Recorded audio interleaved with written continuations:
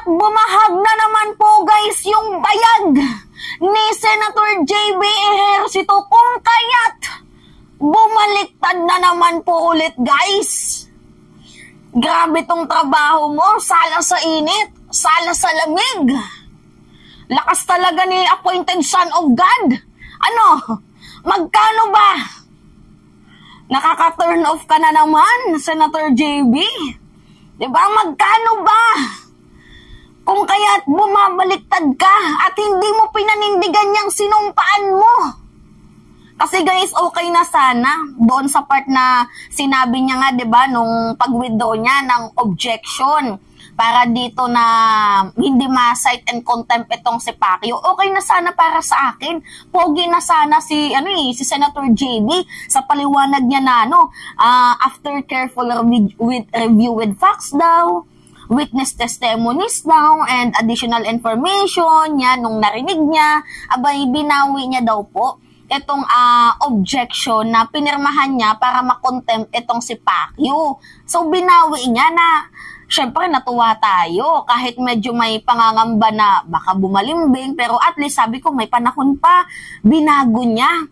Pero guys, sa ngayong binitawan niyang statement, makikita nyo yung kanyang totoong agenda. Hindi pala guys, yung reason na yan, ang dahilan kung bakit siya pumirma.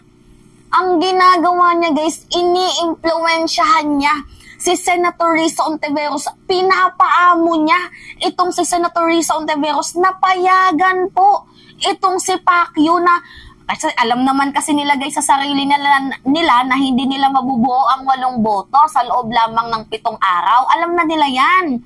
So, ang ginawa na lang ni JB, winidraw niya yung objection niya para ma-cite and contempt si Pacquiao. Tapos, ang ginawa niya, nagpaamo siya kay Senator Risa Hontiveros at ini-impluwensyahan niya na umattend na lang virtually. So, payagan na lang sana daw ni Senator Risa Hontiveros na umattend itong si Pacquiao online. Gago ka ba? Nang gigigil si Mima? Diba? Bakit? Yung kanyang ginawang karahasan allegedly, virtual ba? Yung panggagahasan niya, virtual ba? Para pa-attend mo siya sa mga di umano'y allegation niya, sumagot siya virtual? Tarantado ka ba? Diba guys, napaka-ironic. Ginawa mo ng personal, di harapin mo din ng personal. Loko-loko. Ito guys yung video. Panoodin nyo. Ay, nako. Ejercito also suggests allowing a virtual appearance for Quiboloy to give him a chance to respond to the accusations. Sinuggest ni Nancy, ba't di na lang natin i-online para mawala na itong security issues? Sabi naman ni San Risa, well, we can talk about that, we can consider that. Pwede, sabi niya. Kaya as long as Pastor Quiboloy recognizes the committee. Naku po, Senator Risa Hontiveros, wag na wag kang papayag na umattend virtual, na umattend online. Naku, wag. Panalo ka na, Senator. Senator Risa Hontiveros, panalo ka na dyan. Diba, hindi na nila kayang ma-achieve yung 8 boto. Alam ko na yan, nararamdaman ko na yan. Panalo ka na dyan. Huwag kang pumayag dito sa sa virtual interview. Masisira po, Senator Risa, ang kredibilidad ninyo. Well, I don't think so kung papayag itong si Senator Risa Hontiveros dahil nung una kasi guys, hiningi na to ng kampo ni Pacquiao na sana virtual na lang na dumalo itong si Pastor Mo Apollo Quiboloy. Ngunit ang nauna ng pahayag ni Senator Risa Hontiveros, hindi daw pwede. Ito nga yung video, panoodin nyo Senator Risa Hontiveros, who leads the committee hearing, says the allegations against Quiboloy rules out a virtual appearance for the embattled pastor. Magpakita muna siya ng kahandaang i-honor yung subpoena at humarap, mag-appear sa harap ng komite. Yan, mag-appear sa harap ng komite. Yan na guys yung binitawang statement ni Senator Risa Hontiveros. Bakit mo ba pinipilit pang baguhin, Senator JB Ejercito? Magkano ba? Magkano? Napahanga na nga ako sa sinabi niya na hindi ako humiram ng helicopter. Well, at least wala akong binabayarang utang na loob. Napahanga na ako dun eh. Kasi ito yung pagkakaintindi ko nung sinabi niya na pinapatamaan niya si Robin. Pakinggan nyo ha. Hindi naman ako nakahiram ng helicopter or anything like that. Pero did not withdraw because of bashing. Sanay na ako dyan. It's a matter of doing the right thing. Walang kinalaman ng batikos ng netizens sa pagbawi niya ng pirma. Ito ang nilinaw ni Senator J.V. Ejercito matapos bawiin ang paglagda sa isang written objection para baliktarin ang contempt ruling laban sa religious leader na si Apollo Quiboloy. Paliwanag nito, pumirma siya bilang reaksyon sa inanunsyo ng Department of Justice na magsasampa na ito ng kaso laban kay Quiboloy. Pero mas maigi na rin anya na mapakinggan ang panig ng religious leader laban sa mga alegasyon sa kanya gaya ng sexual abuse. Wala namang masama doon kung i-correct mo yung sarili mo, kung magbago ka ng decision. We are all human. And public perception is secondary. What is important is doing the right thing, di ba? So, tao lang naman po tayo nagbabago rin ang isip natin. There are certain factors. Diba? Okay na sana yan eh. Gwapo ka na sana. Believe na sana kami sa'yo. Diba? Na I am doing the right thing. Diba? Doon pa lang sa pagkasabi mo niya, sabi ko, lakas ni Senator JB, talagang may paninindigan. Nung sinabi mo sa part na public perception is secondary, what is right is doing the right thing. Naku, goods ka na sana. Diba? Ang lakas na sana, ang lakas mo na sa amin eh. Kaso, politics is politics nga talaga guys, no? Walang permanenteng kaibigan or kakampi, only permanent interest. At pinatunayan mo. Diba? Kitang-kita nyo naman sa interview na sinasabi niya na hinihikayat niya na itong si Senator Risa Ontiveros pumayag online, virtual. Okay lang sana kung yung panggagahasa di umano, ginawa niya online. Sige, umattend ka online. Kaso hindi eh. Diba? Putangina na, nanggigigil na naman ba ako dito? Nakakalungkot at nakakaiyak. Sa totoo lang, literal itong pagiging balimbing mo. Kahit kailan hindi talaga makikita ang paninindigan sa'yo eh. Kaya pala guys, nakakapagtaka itong pagbawi niya ng perma. Diba?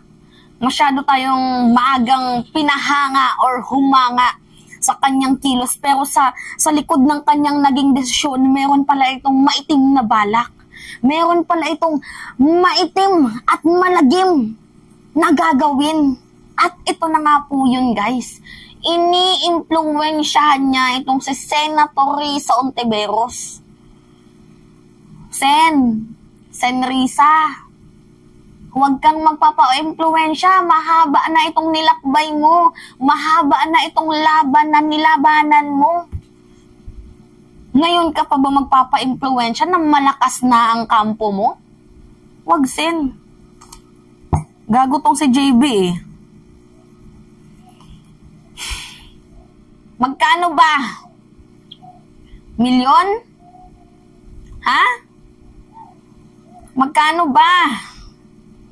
Ako'y nagtatanong lamang kung magkano ba kasi makikita nyo guys sa mukha ng isang tao yung hidden agenda niya. Masyado mong maagang nireveal ang kulay mo, Sen. Ano? Senator JB, masyado namang maagang ang pagpalit mo ng kulay mo. Hindi mo man lang pinatagal na humanga kami sa'yo. Abay, pinalitan mo agad ng galit. Kakalungkot. Kakalungkot. Anyway guys, yan po ang kabalimbingan ngayon ni Senator JB Ejercito na tsak na nakakagalit. Diba? Wala tayong magagawa. Pero goods naman sa part na hindi niya binawi ang perma. Okay yun. Pero yung bumaliktad siya, diba? Kasi you can clearly see the hidden agenda sa kanyang pagbawi, sa kanyang pag-withdraw ng objection para ipasight in contempt itong si Pacquiao. Makikita nyo guys sa kanyang pananalita na, sige, bawiin ko tong pirma para magmukhang kakampi ako ni Senator Risa Hontiveros, tapos bibilugin ko ang kanyang utak. Ganun yung ganun yung gusto niyang mukha na pinapakita sa atin, pero hindi naman tayo bobo. Hindi kami pinanganak kahapon, Sen. Anong kala mo sa amin? Pinanganak kahapon?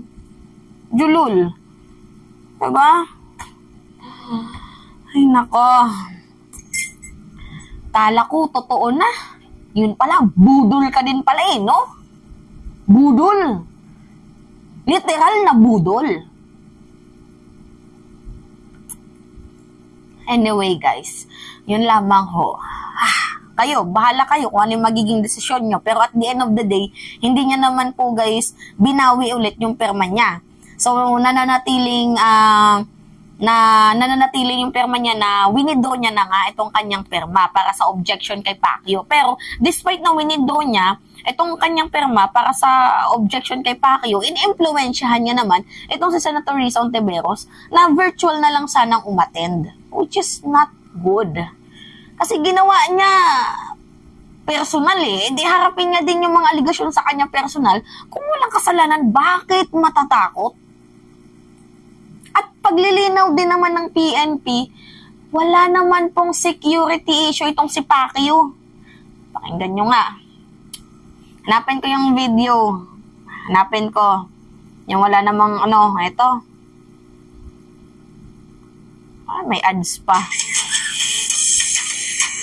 Pakinggan nyo May ads pa, guys. Trip.com.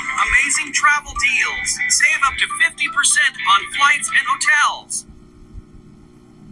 Philippine authorities refute allegations of controversial religious leader Apollo Kibuloy, who claimed there were threats to his life. Kibuloy also dared to face congressional hearings into his alleged abuses or risk getting arrested. Sherian Torres reports. The Philippine National Police says there is no information on alleged threats to televangelist Apollo Kibuloy. The leader of the Kingdom of Jesus Christ on Wednesday claimed the Marcos administration and U.S. authorities are out to get him, allegedly through rendition or assassination. Okay, nasabi na kanina na kinlaro ng PNP na wala naman pong security threat dito kay Pacquiao. So, pawang gawa-gawa niya lang ito para hindi ba umattend dyan sa sa Senate hearing na yan. That's it, guys. Nilinaw na po ng PNP. 'Di ba? Matilok Matilok itong si JB na mayroon tong security threat itong si Pacquiao kaya kailangan online na lang. Mabuti sana kung online niya ginawa yung mga allegedly crimes. 'Di ba? Para online siyang umattend. Kaso personal niyang ginawa, dapat personal din siyang humarap. Yun. Gets? Yun lamang ho, guys. At it's me again, si Mima Alicia niya, nagbabalik ulit para sa ating panibagong video.